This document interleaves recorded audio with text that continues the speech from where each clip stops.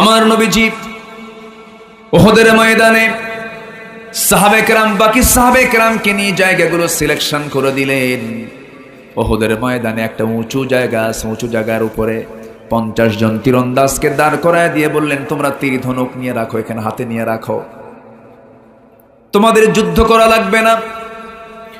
শুধু এই চিকন একটা গলিপথ আছে, এই চিকন পিছনের গলিপথ দিয়ে যেন কোনো শত্রু আক্রমণ না করতে পারে, এই দিকটা তোমরা খেয়াল রাখবে।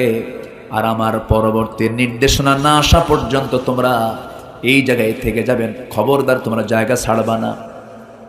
যুদ্ধ শুরু হয়ে গেছে, মুসলমানদের বিজয় নিশ্চিত হয়ে গেছে, যুদ্ধ শেষ হয়ে গেছে মনে করে ওই 50 জন তীরন্দাজ ওই জায়গা যখন ছেড়ে ফেলে যখন ভিতরের দিকে চলে আসছে, ওই দিক থেকে হঠাৎ করে অতর্কিত কুরাইশদের একটা গ্রুপ চিকন গলি পথ দিয়ে সরাসরি রসুলকে তারা আক্রমণ করে বসেছে।